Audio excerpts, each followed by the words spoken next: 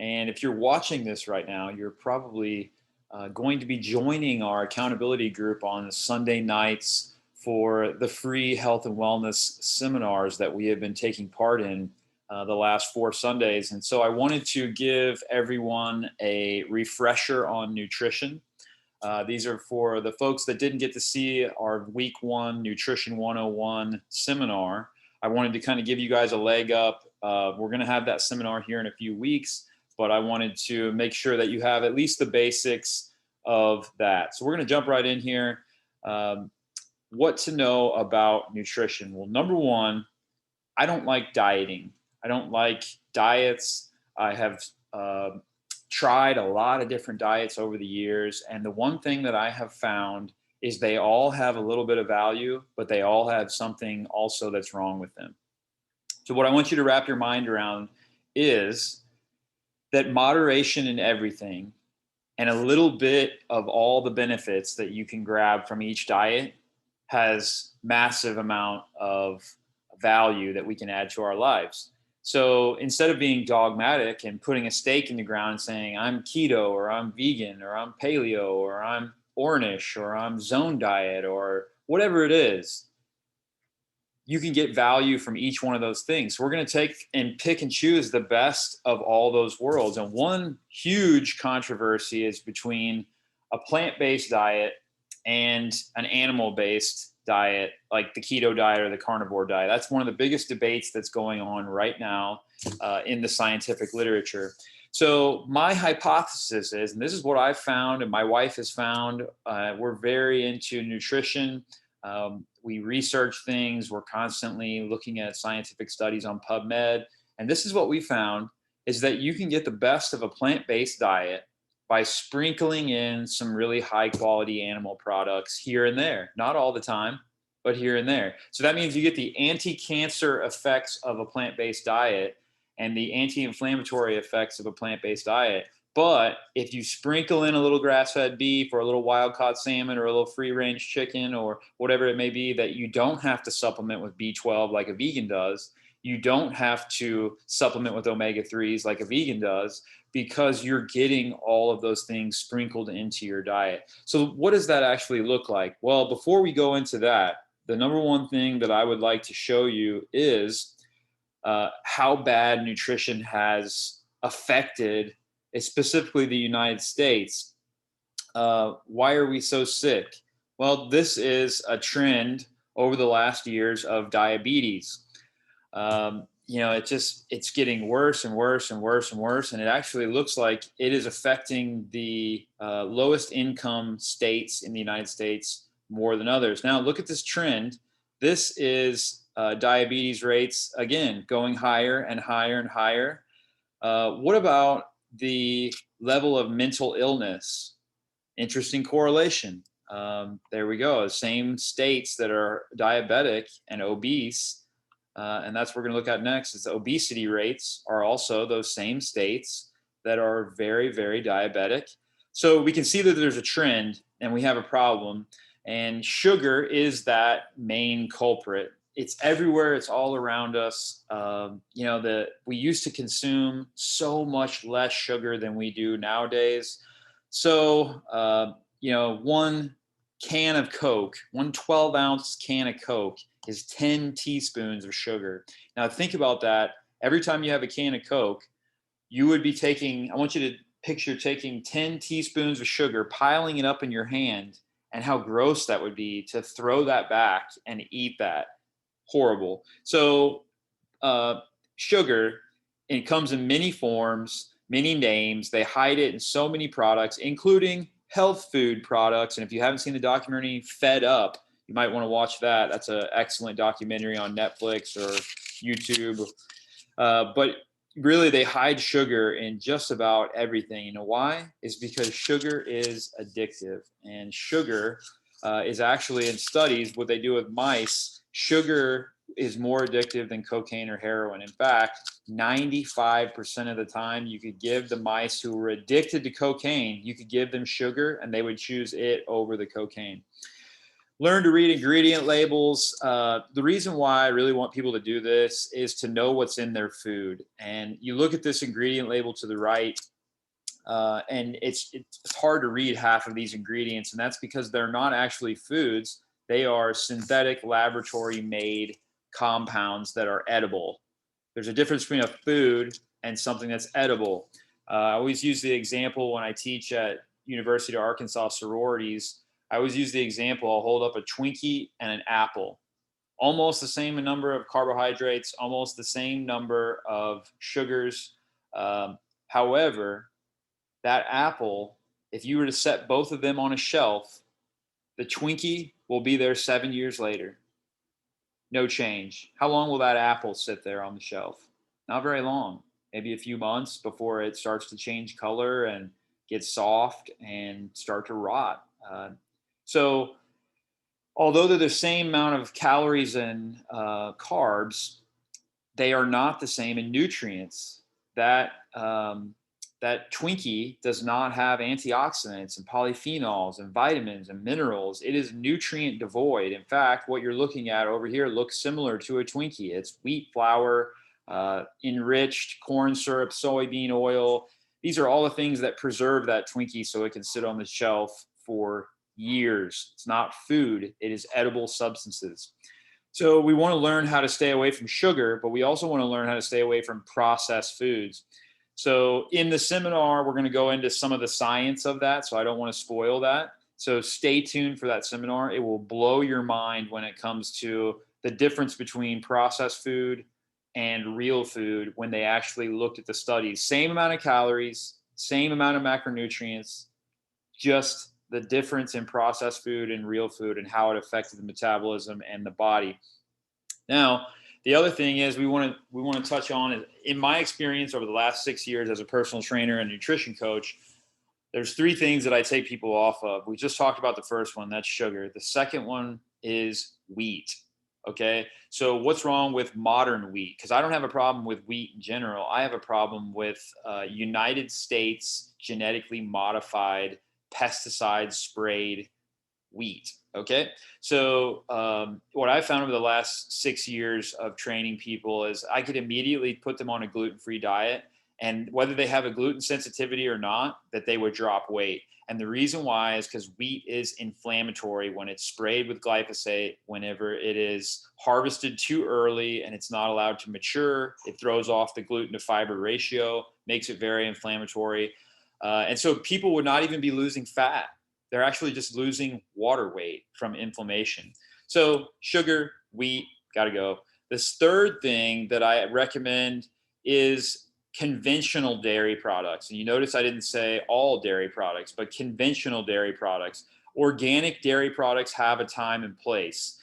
However, conventional dairy is very, very full of antibiotics. It's very, very full of steroids and hormones. And let's just face it, why would I want to support these feedlot operations that treat animals very poorly? They put them in horrible conditions, which is why they have to feed them full of antibiotics, because they're in such tight quarters on no blades of grass that they develop these different ailments, and they have to, oh, and by the way, antibiotics also make the cow fatter. And when you're trying to sell a cow, you want it to be as fat as possible because you get paid off of the amount of pounds that cow weighs before it's slaughtered. So you get my point. I don't want to support bad operations that treat animals poorly, but I also don't want all the things that come with conventional dairy products, the antibiotics, the steroid hormones, and the different chemicals that they are linked to this conventional dairy big operation. So if you're going to eat dairy, eat it organic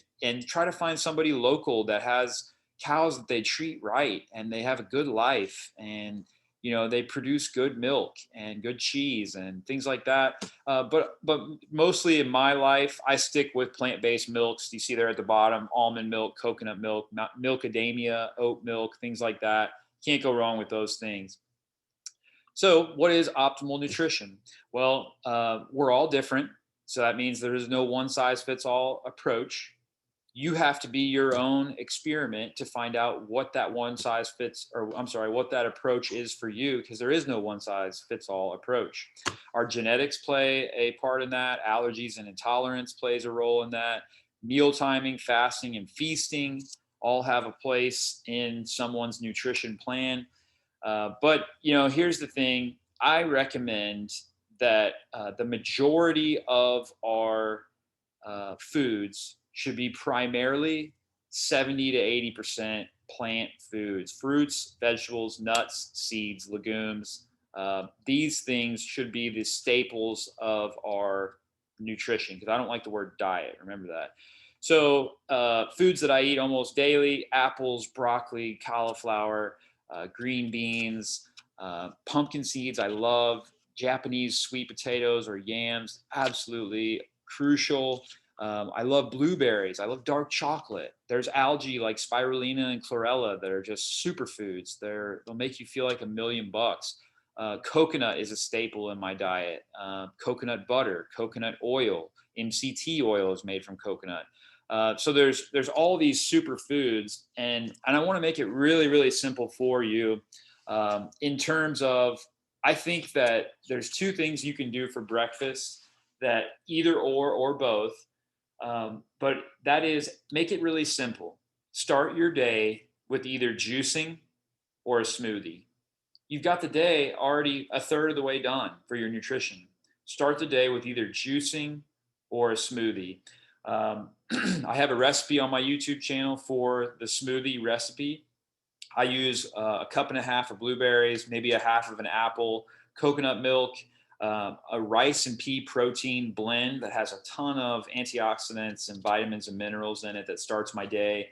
And then I sweeten that with a little monk fruit or stevia. I put spirulina and chlorella. I put creatine.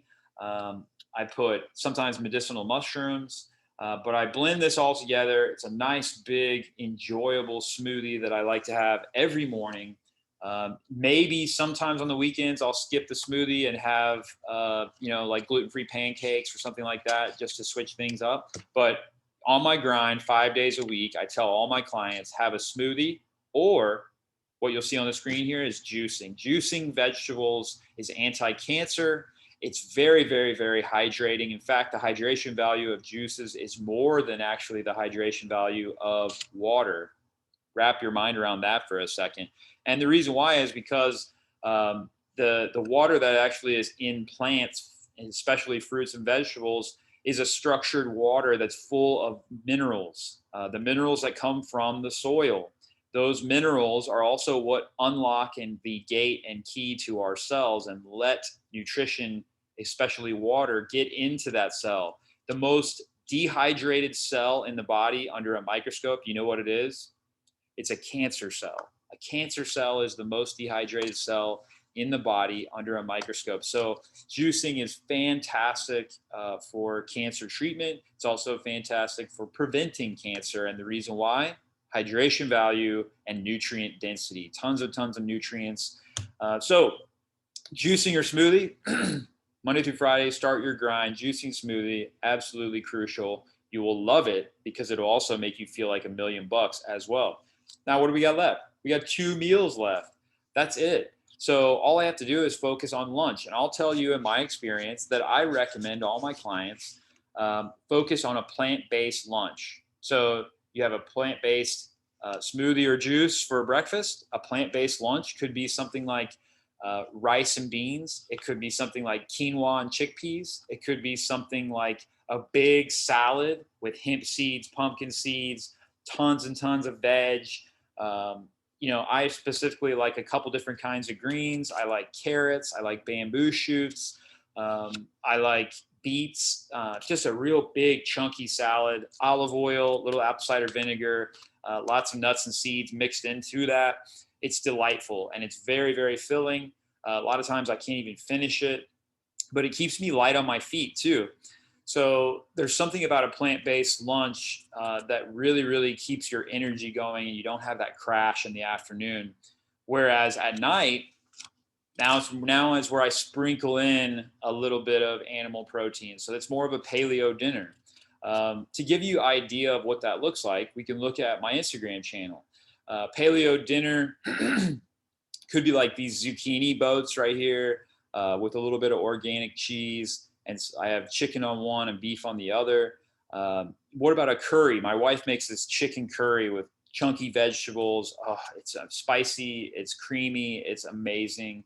I like a beef stew over here. Beef stew with a salad, organic bone broth, very, very nutrient dense. You could make a bowl like this steak bowl over here with sweet potatoes and greens, things like that. You know, there's so many different combinations that you can choose from when it comes to like a paleo-based dinner. That's the easy part. Everybody knows that they should be eating. You got a clean-based animal protein, and then surrounding that with different types of vegetables. Which brings me to my next point. You will love the gut health seminar, because the gut health seminar, excuse me, the gut health seminar really talks about how the number one thing they found in the American gut study, the largest study on the microbiome that's ever been done up to date, is they found that plant diversity, I repeat, the diversity in plants creates the diversity in the microbiome. And the more microbiome diversity you have, the better your health is. So the more diversity we have in plants, and you think about what's mass produced are all these, broccoli, cauliflower, green beans, spinach, kale, but there's thousands of other varieties of plants that are should be in our gardens and that used to be in our gardens, but they're just not mass produced. And why are they not mass produced? Because they don't make the most money. People don't know what they are. Whatever the case may be, it's just not advantageous for these big farms to grow these other varieties of plants. But we can grow them in our gardens. We can get them at the farmer's market. We can look for them in different places and get that diversity of plant material. So there's tons of meal ideas on my Instagram. If you're not already subscribed to that, jump on there. It will show you all kinds of different products that I use, different meal ideas, even what my shopping cart looks like on any given day. So let's see. To recap, to sum this up and to save all these other gems that I have in this presentation for the actual seminar that you'll probably be joining, is focus on getting the best out of all the best diets. So one day doing a low carb diet or a keto diet for a few days is an absolutely good way to lower inflammation, drop some water weight, and get your body in a lower blood sugar state, which is absolutely good. On the days that you're more active and that you are getting your workouts in, you're walking, you're working around the house, whatever you're doing, those are the days that you can handle a little bit more carbohydrate. So then we want to get nutrient dense carbohydrate sources like fruits and vegetables, not wheat, corn, grains, things like that. Unless they're plant-based grains like rice and beans and quinoa and buckwheat, millet, and some of these better grains for us. So one day doing all plant-based, all 3 meals, awesome, great, anti-inflammatory, anti-cancer, lots and lots of benefits to that. And then the next day, plant-based all day, and then maybe you sprinkle in a grass-fed burger or some free-range chicken legs. There's times that I like to sprinkle these things in. Listen to your body, be intuitive to yourself, and figure out, what am I actually craving right now? Because if you really, really get self-aware, your body will actually tell you what it needs, which is exactly why sometimes I will be eating and eating and eating, and although I know I'm full, my body's telling me that I need something else, which is making me crave more food. And now I'm overeating to try to get whatever nutrient that I'm actually lacking. And I know that I've lost the ability to be self-aware. So learning how to be self-aware is so key when it comes to optimizing our nutrition and taking the best out of all these different modalities of diets and making that your one-size-fits-all approach of nutrition. Now, let's say you found something that you really like and it works great for you. Just as long as that is primarily plant-based and it's not sprinkling in standard American diet food of fried foods, processed oils, the really bad wheat products and things like that that are, they're not like your artisan breads that you get in a bakery. It's like factory made um, loaves of bread that they pump extra gluten into, by the way, because it makes more product and it actually fluffs up the bread even bigger, so they can sell more of it for less of a cost to them. So, anyways, I'm going to wrap this up by saying find some approach of a plant based, whole food, real food way to eat, and you can't go wrong. And stick to that Monday through Friday. The smoothie is an awesome option because it's easy to digest. It's already broke down. It doesn't take any energy to absorb those nutrients like it does to break down all that bolus of food every time that we eat. Get a 14 to 16-hour fast every night. If you quit eating dinner at 6 or 7, don't eat again until 9 or 10 the next morning. It's an awesome way to continually clear out, give your digestion a rest, and get some detox in. We're going to do seminars on gut health. We're going to do seminars on detox and digestion and fasting. And there is so many topics that we have: the metabolism, exercise, movement. So stay tuned. Enjoy these free health and wellness seminars. If you would like to donate to the cause that I am all about, this is a labor of love that I do that's completely free. Go to musclesandveggies.com/education. Musclesandveggies.com/education. And there you will see what seminars and what weeks I have coming up. Again, I'm putting this together as a labor of love during this pandemic. We need community, we need accountability. There's too many people sitting at home overeating bad food and making themselves more susceptible to COVID-19 because they are not taking care of themselves and they are letting themselves emotionally eat or stress eat. So this needs to be done. This is a labor of love that I'm going to continue to do. I hope you guys get some value out of this. If you do, please like or share this with somebody that you love, somebody that you know. Comment below. Thank you for watching. My name is Zach, and this is Muscles and Veggies Fitness.